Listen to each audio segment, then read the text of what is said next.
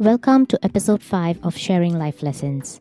I am your host Hamida, and I want to bring you stories because stories inspire, stories teach, and stories heal. This episode is sponsored by Kids Smile. If you have kids, we have the perfect smile for them. For all your kids' dental needs, come on over to Kids Smile, and Dr. Dawn Forbes and her staff will take really good care of them. How do I know? Dr. Forbes has been my kids' dentist for over 10 years and they love her. Make an appointment today by calling 732 297 5200. Before we start, I want to share some really exciting news with you. This podcast has reached over 1,000 plays in less than a month. I could not have been able to do this without you. So I want to take this opportunity to thank you from the bottom of my heart. Here's a big shout out to all my listeners. I first would like to address some of the comments that I have received from my listeners from the past 4 episodes. Some of you have, after a particular episode, said, "Hey, this episode, the message from this episode has struck a chord with me, and this is exactly what I wanted to hear at this stage of my life." And so, thank you for bringing this message to me. And some of you, for the same episode, have come to me and said, as much as this episode was nice to listen to, this message didn't do much for me, or this life lesson didn't do much for me. And this is what I want to address. I want to address this not in my words, but the words of Gary Zukav. Gary Zukav is the author of this beautiful book of short stories. The title of the book is Soul Stories. And because of my passion for stories, I kind of get attracted to all of these short stories books.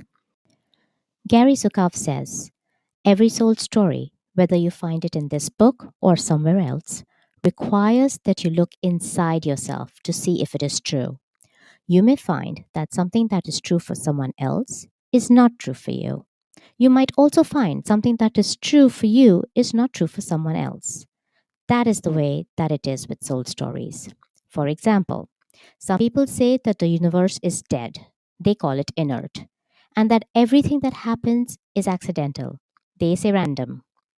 Other people, like me, say that the universe is alive, wise, and compassionate. Looking at the universe as dead is one story. Looking at it as alive is another. Which story is true for you? You have to decide. Each of the soul stories in this book gives you an opportunity to decide whether it is true for you or not." I could not have articulated this message better. And the same goes with the messages you get from sharing life lessons. They could either resonate with you or they could not. You have to look within yourself to see what is true for you and what is not true for you. For example, you could go through 8 episodes and you could say, okay, yeah, maybe I'll use that message. But when you listen to the ninth one, that could be your aha moment. And I sincerely can't wait for each one of you to experience that aha moment from one or more of the episodes from Sharing Life Lessons. And with that, I would like to introduce our guest for today. This will be an interesting episode for those who are many times torn between work and family, work and friends, and between work and themselves. Our guest for today is a father of 2 teenagers living in Connecticut. He is passionate about positively contributing to his community and has enjoyed over 25 years working on Wall Street in risk management. That is where I first met Joe.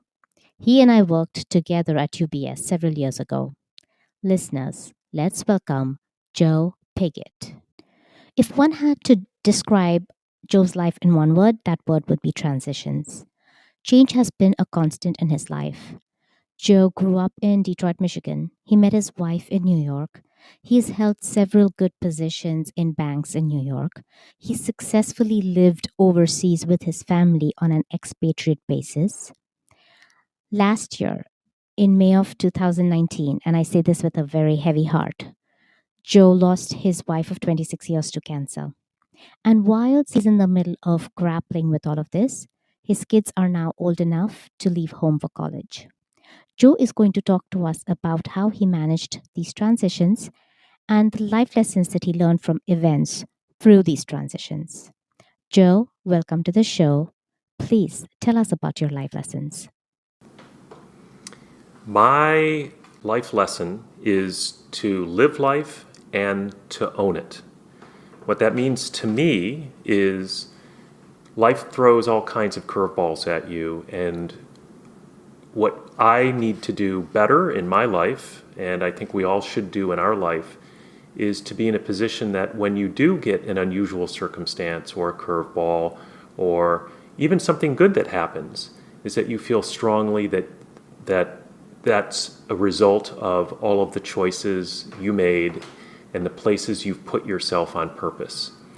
And that purposeful stepping in your life is something that requires you to do a lot of personal introspection, to take stock, and to take ownership of everything that comes out of that. Let me give you an example of something that happened to me to talk about owning circumstances in life. Let me tell you when I got it right, and then I'll tell you when I think I got it wrong. I worked for UBS for 18 years, and a few years after the financial crisis, UBS decided it needed to get out of huge parts of investment banking that were highly capital intensive, and it did that by firing people en masse. And our chief risk officer at the time came to me because we were getting rid of almost all of the businesses that I was supporting and firing all of the people that I was working with. And he said, look, I've got another job opportunity for you. Would love to send you to Asia to head up the Asian risk team. It was a terrific job, a really step up in opportunity that was provided to me, but we had some drawbacks. One, my wife and kids really didn't want to leave home and go to Asia. They'd only been home a couple of years since we were last posted abroad in London. And secondly, the firm was unclear on what kind of financial package they would provide to me at the time, which was going to be skinnier than the traditional financial aid package for expatriates. And most probably I would have to work there 6 months to a year before my family would be able to join me. And given the 12-hour time difference, I made the tough decision to say no thank you. So following that, I felt really good about myself. I made a great decision to support my family, and my family was thrilled. And the firm came back to me, understood the position they put me in, and offered me another job. This time it was local, working to head up the Wealth Management Americas division of the bank for risk. I accepted the job, but didn't realize it involved a commute that was about an hour, 15 minutes on an excellent day between Stamford, Connecticut, where I live, and Weehawken, New Jersey, where the job was. And it was driving all the way through terrible traffic. After 3 years, on a Friday night or Thursday night, I needed Red Bull just to make it home, and started to accrue various speeding tickets and infractions. Never saw my friends, hardly saw my kids and wife, and was pretty miserable. So I think the lesson was I took the route that I thought made the most sense for me from a career standpoint, didn't really understand the implications of the move, and woke up several years later in a position where I was exhausted and not in the kind of place of being happy and satisfied that I would have liked to be. Those were two very distinct work-related events in your life with very different outcomes. One which worked for you and your family, and the other which worked against your work-life balance. But Joe, right in the beginning, you spoke about the need for everyone to reassess their lives. When did you actually start reassessing your life periodically? When did I start reassessing in my life? I think it took me longer than it should have. Between my wife, my kids, going full swing at home, between work, which was all-encompassing 24/7, I really didn't find time to do any introspection, and I realize now, with the benefit of hindsight, that that's the kind of thing I needed to make time for. How do you make time for it? It's not exactly something you calendarize and can do every 6 months, but rather I think the right way to do it is take advantage of changes in your life and say yourself at various crossroads whether this is the direction you really want to take, or whether even when you're provided two choices between one thing and another, whether those are the only choices available for you to take.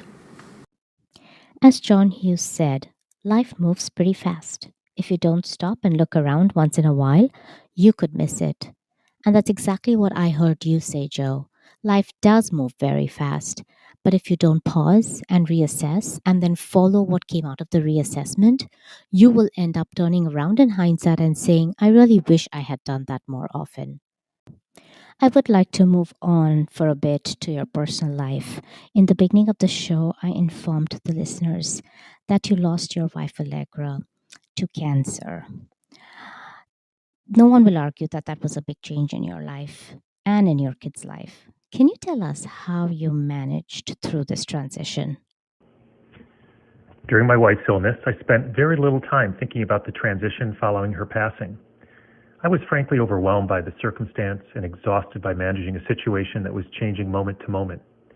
I wasn't planning on her leaving, but rather I was governed by a hope that she would make it. I planned for an outcome that was elusive. So following her death, I just didn't realize how much my life had changed.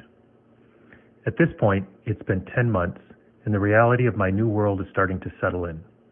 I've made sure my children's lives are back on track, and I've completed nearly everything I needed to do from an estate perspective. My home went from 4 people to 2 very quickly, particularly with my son away at college. It's definitely a lot quieter than it has ever been. And my 17-year-old daughter now drives, so the amount of time I need to spend dropping her off and picking her up has declined by more than 90%. The moments I interact with both of them are now so much more precious and important. And as a parent, it all falls on me. I'm not just a single parent, I'm the sole parent. I now have to ensure I pay attention to aspects of my children's lives that I previously leaned on my wife to do. Overall, it's wonderful to see how we're all picking up and developing our lives in new ways. You're not just a single parent, but you are the sole parent. Just listening to that gave me the chills. It's really good to know that you feel that all 3 of you are finding your way in this new equation in your family. But do tell us if you have learned any life lessons through this major life event. So to answer your question, Hamida, what is my life lesson from this? Well, I couldn't tell you quite yet. I think perspective is important in helping draw out these lessons, and since my wife passed away less than a year ago, it's still too early for me to say. I'm sure that in a few years I'll have the time to more deeply process this chapter of my life and to be able to share some observations. My bigger theme is to live life and own it, and I'd like to think this is exactly what I'm doing. In many respects, I certainly have a heightened understanding of the richness of life and its fragility, and I certainly have a visceral feel for time and how fleeting it is. So I'm not hesitating to take steps forward. No baby steps, rather getting back into my stride. A long run right to the end. Joe, it was wonderful having you on the show. I am aware how it must be to talk about life without Allegra, and I'm glad you found the courage to do so. And I want to thank you for that. May Allegra's soul rest in peace. Do you have any final remarks to share with the listeners? Well, first, it's been a real pleasure to be here, and I really enjoy being on the podcast, Hamida. Thank you.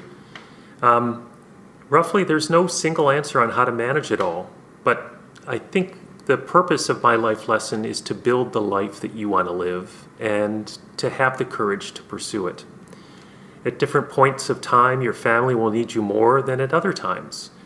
And how your work choices accommodate your family choices is always in flux, and a lot of these things are not easy to do.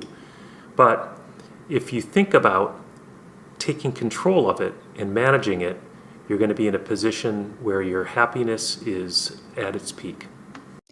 Before we end, I feel the need to summarize what Joe said because Joe has given us so much food for thought. And like I said in the beginning of the show, not all of this will resonate with you. You really need to go within yourself to decide what is true for you and what is not. And so here we go. reassess life at crossroads of change, importance of moments of interacting with children, build the life you want to live, and have the courage to pursue it. Live life and own it. And finally, time is fleeting, so live life because life is rich, yet fragile. This brings us to the end of this episode. Friends, if you have enjoyed this episode, then please share it with at least one other person who you also think will enjoy it. And if you want to take your support one step further, then you can go to the anchor.fm link in the show notes of this episode and click on the support button. This will enable me to continue making and leveling up this podcast. I will bring you another episode of Sharing Life Lessons next Wednesday. In the meantime, be happy and be well.